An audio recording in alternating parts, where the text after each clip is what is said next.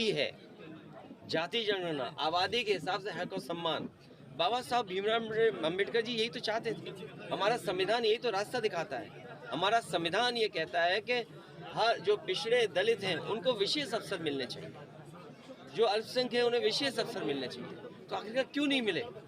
तो उस दिशा में जो काम किया है, अगर वो काम पूरा नहीं कर पाए हैं तो समाजवादी लोग उस काम को पूरा करेंगे। आप कितना यात्रा में शामिल होंगे? देखिए, मुश्किल तो ये है कि कई बड़े आयोजन होते हैं, बड़े कार्यक्रम होते हैं, हम लोगों को निमंत्रण ही नहीं मिलता।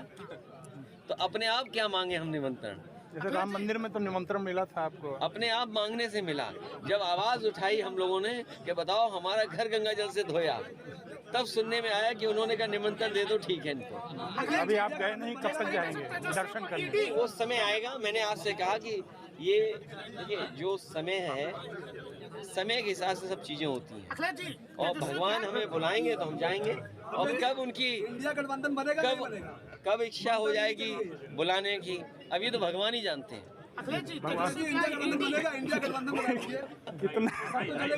अगर उससे अलग कोई बात कितनी शेयरिंग आप चाह रहे हैं यूपी में? कितनी? नहीं, गठबंधन को देंगे? जीत ही है।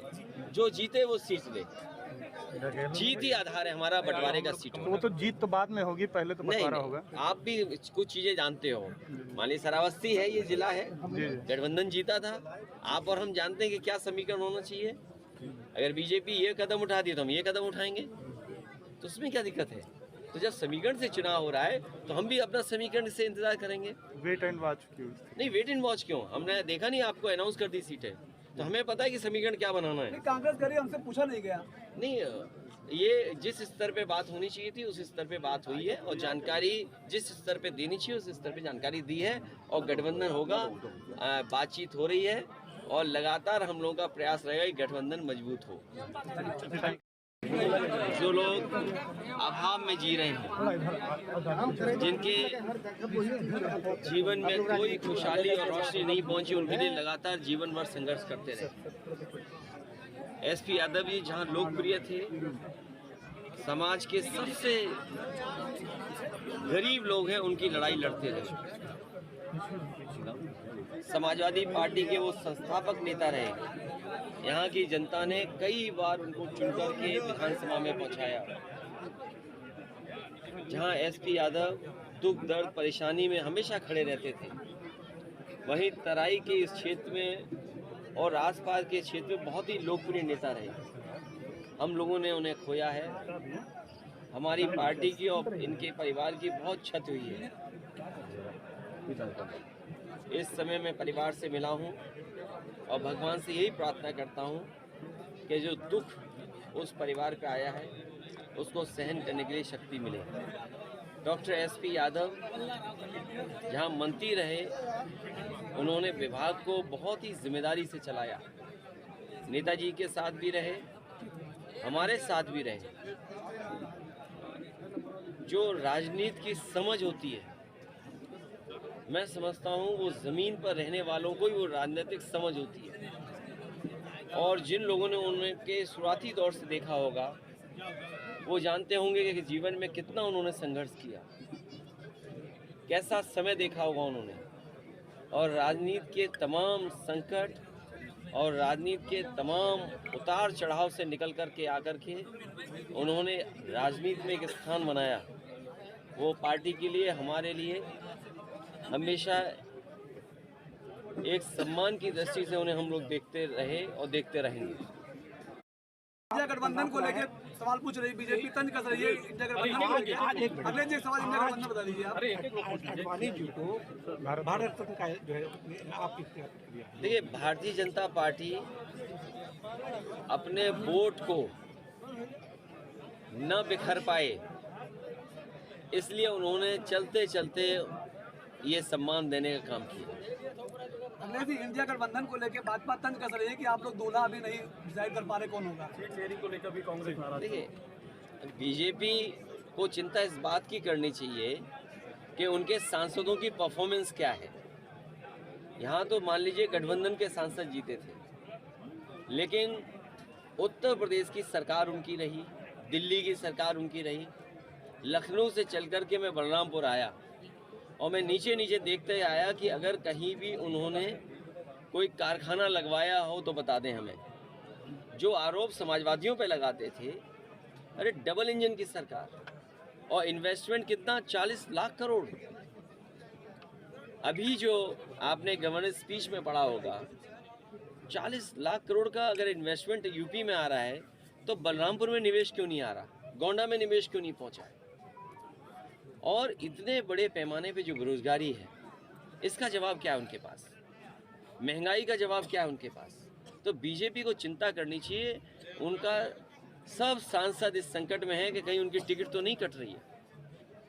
और जो हमें जानकारी मिली थी, मैंने पहले भी कहा, फिर दोहराता हूँ उस बात को, कि सभी सांसदों की उनकी टिकट कटने जा रही है। जो एक सांसद हैं वो सीट बदलना चाहते हैं, कटने जा रही है। जो एक सांसद हैं वो सीट बदलना चाहते हैं। तो सोचिए, अगर ऐसी परिस्थितियों में जिन्हें राजनीति करनी पड़ेगी तो क्या सीट जीतेंगे वो? इसीलिए जानबूझ करके दूसरों की चिंता उन्हें ज़्यादा है, उन्हें चिंता अपनी होनी चाहिए।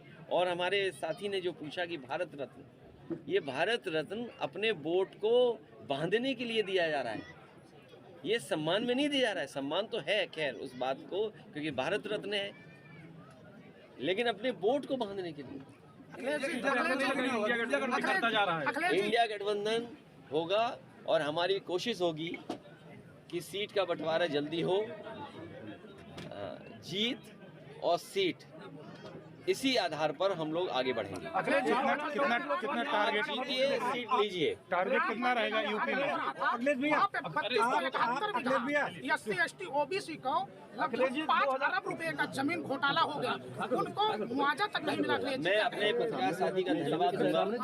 मैंने कई बार ये कहा कि अगर कोई पुण्य काम होने जा रहा हो, कोई बहुत बड़ा काम होने जा रहा हो और पीडीए के लोग दुखी हों, 90% आबादी वाले लोग दुखी हों, तो ऐसे पुण्य काम में उनको भी कम से कम भला होता।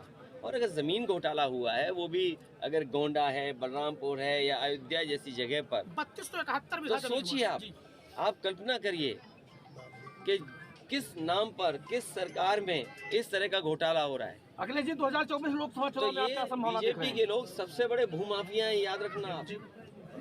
जहाँ कहीं भी जमीन कब्जा हो रही है और आप जांच करोगे तो वहाँ बीजेपी वाले ही मिलेंगे। BJP, Bharatiya Janata party, भूमाफिया party बन गई है। बीजेपी राम लहर में आप उड़ जाएंगे, आपकी पार्टी मेरी राम लहर चल रही है। कोई लहर नहीं है। ये जो बेरोजगार इजराइल जा रहे हैं, ये जो बेरोजगार इजराइल जा रहे हैं और जो बेरोजगार इजराइल जा रहे हैं और जो अग्निवीर के लोग कपड़े उतार के आंदोलन कर रहे हैं, इनसे कैसे बीजेपी बच पाएगी? और ये जो नई आवाज उठी है पीडीए वाली, इसमें पीड़ित दुखी अगड़े भी हैं, ये ना भूलें अपने आप को।